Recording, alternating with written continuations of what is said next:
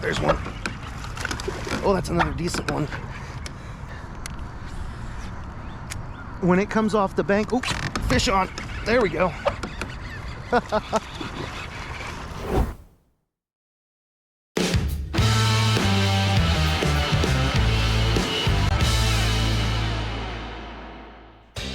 What's up, jabronis? Welcome back to the channel. I hope you're all doing well out there, and thank you so much for tuning into today's video. In our last adventure, we went fishing kind of last minute with just a couple of hours of daylight left to work with, but that did not stop us from catching a ton of fish on a topwater frog. It ended up being a really awesome night, so naturally I am ready to get back out there and see if it's still going on the same way as it was. At the time of this recording, it has been 4 days since that epic evening, and I'm gonna be hitting the water first thing tomorrow morning. We're gonna be throwing the topwater frog again, seeing if that's what they still want, or see if we have to switch it up to other tactics. I don't wanna waste a lot of time on the intro, guys, so I will just see all of you on the water momentarily.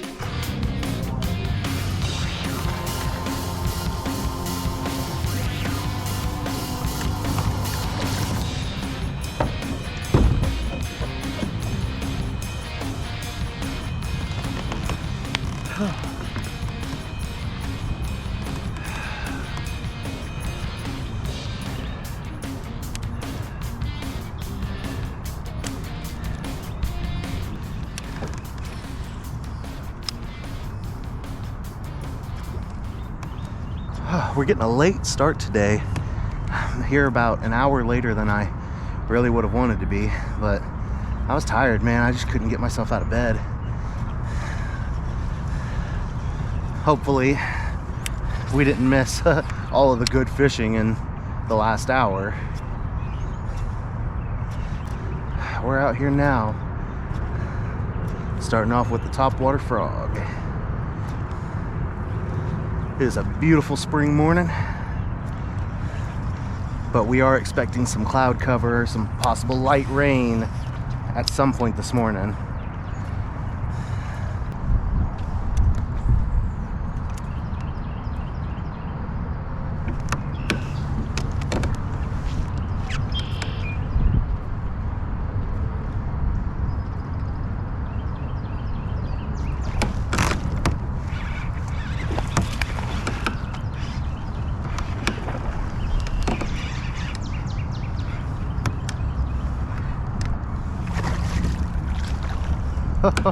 Oh man, there's a chunky one to start the day out.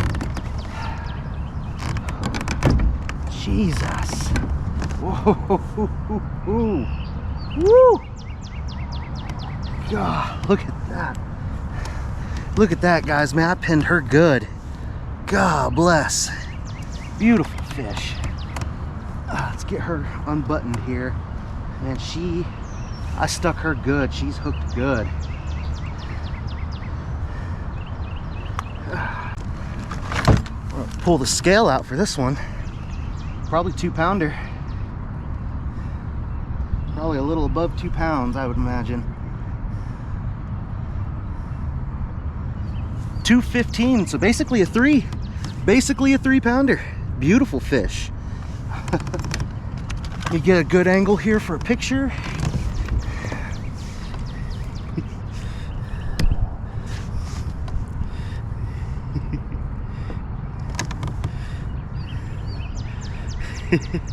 Let's get this one back in the water.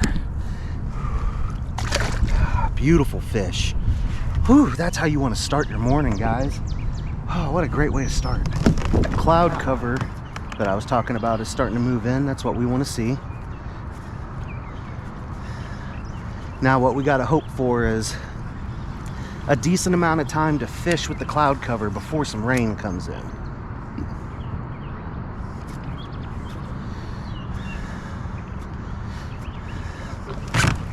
There we go, there's one. Oh, that's another decent one. Not as big as the first, but still pretty good. Oh my gosh. Oh,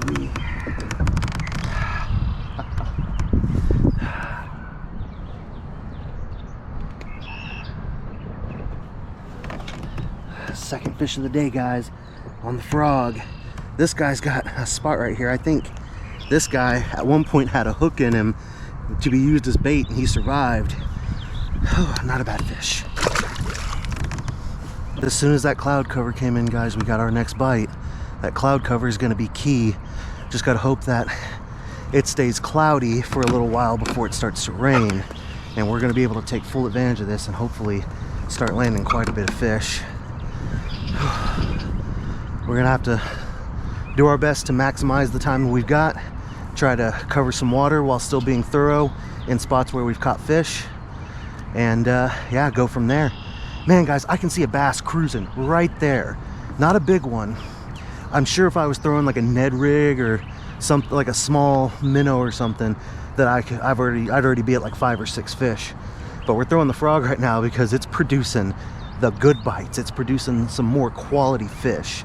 Hopefully we can find a real nice big one today.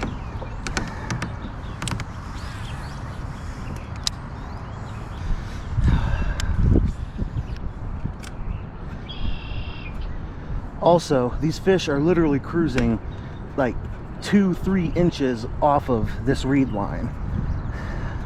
So I'm aiming to get this frog pretty much right up in that junk and then pull it out from there, and that's what's luring the fish to bite. Gotta do my best. Like, this is not a situation where you can land your frog 6 inches away from all of that yucky stuff and still be able to get bites.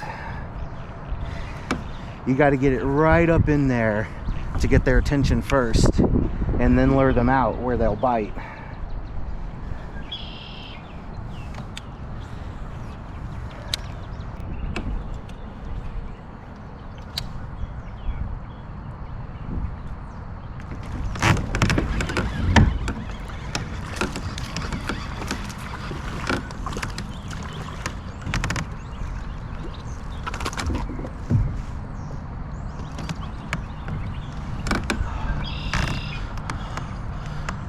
Third fish this morning, guys, and I'm sure you saw on that cast that, like I said, I had to get that frog right up in that junk, and as soon as I got it to the edge of it, boom, fish waiting.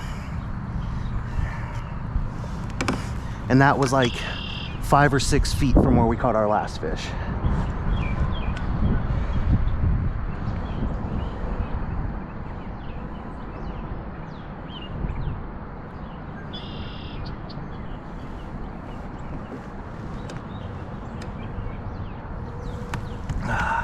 Yep, I think we've got something of a pattern figured out. Get the frog really close to the cover and then just see if they're there. Let's continue on.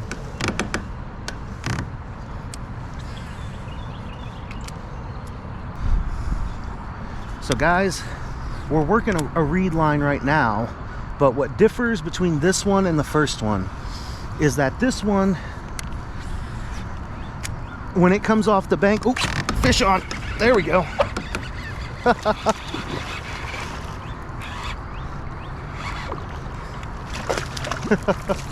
Didn't even give me a chance to pop the frog, buddy. Goodness gracious. Ah, there we go. Okay. Fish number 4 for the day, guys. Number 4. We're catching some nice, decent ones today. All of them have been healthy fish, very healthy fish, which is definitely a good thing, obviously. I'm very happy with that. No 10 inchers yet today. What I was gonna say, guys, what I was trying to say before that bass very rudely interrupted me, is that this reed line differs from the previous one in that right now I can see under the water to the bottom. It comes off of this reed line and it has a very gradual drop. So even though I'm about 5 to 6 feet away from the reed line, I'm probably only about 3 or 4 feet deep. The previous reed line, it came off and immediately dropped to like a 4 to 6 foot drop. And I feel like the reed lines with those bigger drop-offs, at least this time of the year, seem to hold more fish. Obviously, we caught that fish on the shallow reed line, but that was the only one there. Whereas that last reed line, there was 3 decent fish there. And that's just the ones that we caught using the topwater frog. There could possibly have been more there had I stayed and picked it apart with a different bait, a bait that was not a topwater. So now that I've caught that fish on the shallow reed line, I know that both shallow and deep are in play, but I am going to be particularly trying to focus on reed lines that have a deeper drop off, because that seems to be where some of the bigger fish are holding. And it makes sense. This time of year, if they're not spawning yet, if they're gearing up to spawn, they're going to want an area where they have shallow water access to ambush food, but can still get to deep water and get to spawning areas fast if they want to. So to me, it makes perfect sense.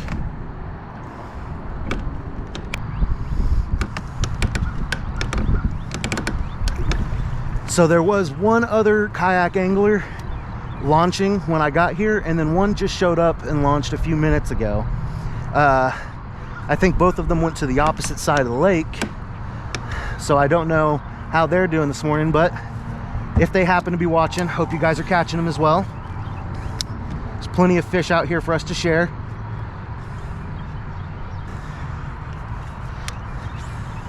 Man, guys, these conditions right now are absolutely perfect fishing conditions, in my opinion. And I'm sure a lot of people will agree. That's not a hot take or anything. We've got an overcast day where the sun is nice and covered up, very cloudy, but there's no rain yet. And the wind is just right. We've got just enough chop on the water to give us the advantage against the fish without blowing the kayak all over the place, making it difficult to maneuver yourself. Here in the state of Oklahoma, we only get a few days like this a year. Very few and far between. Usually if it's overcast, it's super windy, and usually if it's not windy, it's bluebird skies.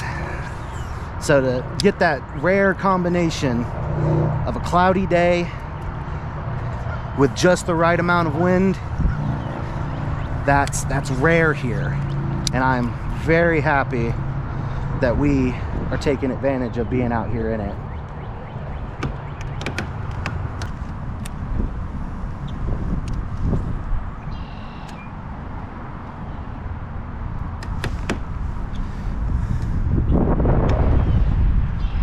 All right, oh, guys.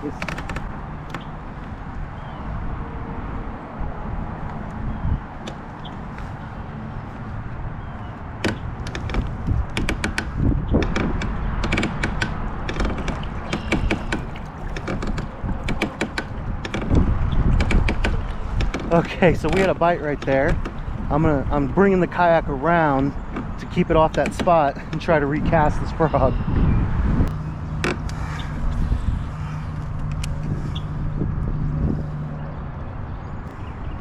What I was attempting to say a moment ago was that wind is starting to pick up, probably just because it's coming out of the south and we're out of the windbreak.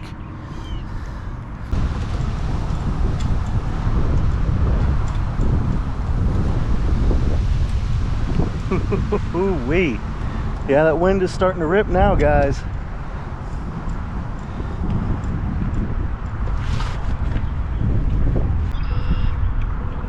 Well, guys, whew, with the wind picking up, we may not be able to throw the frog much longer.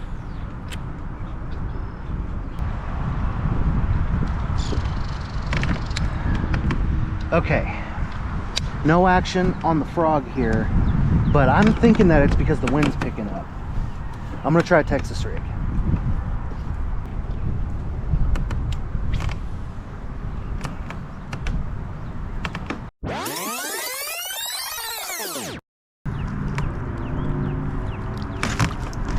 There we go. Little guy.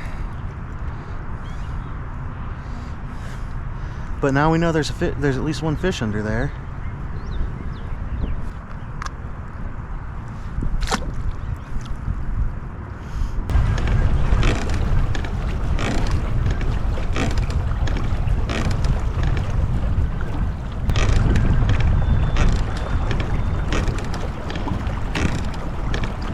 Whew. Okay guys, we got out of that crazy wind, and the only area that's safe from the wind right now is all of this bank line, which we have already fished. We've already caught fish all along here. During this time of year, I mean, there definitely could have been more fish that we missed. It could have reloaded with other fish since then.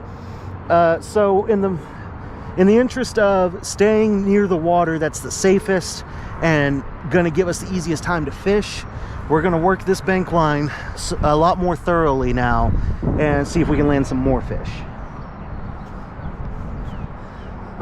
It's only supposed to get windier as the day goes on, and like I said, there's potential for rain to be coming in at any moment, so we'll just fish it out as long as we can and see what we come up with.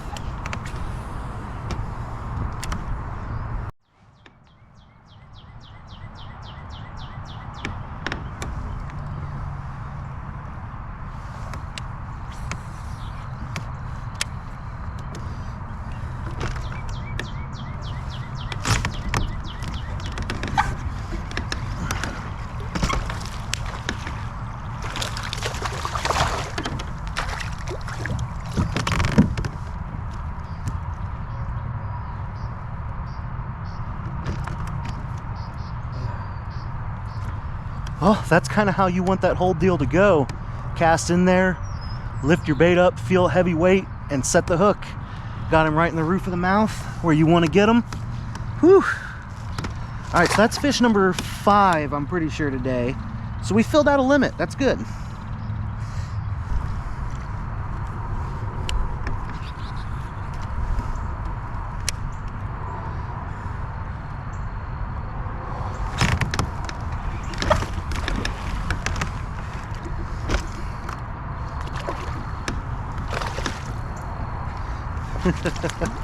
Come here, big guy.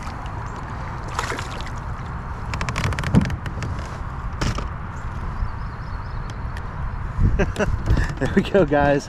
Another one. We're flipping a Christie craw in and out of there is what we're doing right now. This is a Yum Baits Christie craw helped with Jason Christie, professional fisherman from Oklahoma. Helped design this bait.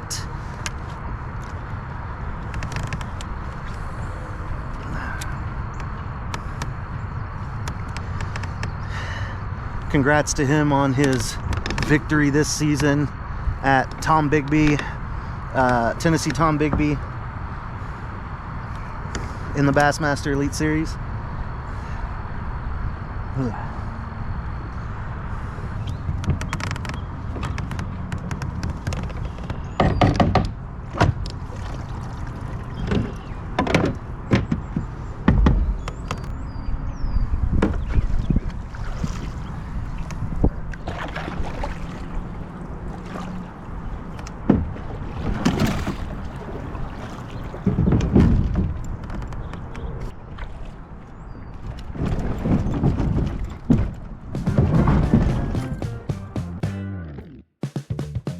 Alrighty, jabronis, so this outing was not as productive as the last, but we still managed to catch some fish.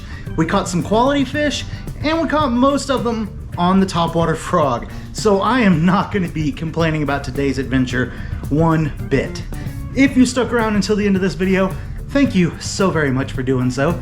I hope to catch all of you guys in the next one, and remember, if it ain't Joe, it's gotta go. Angler out.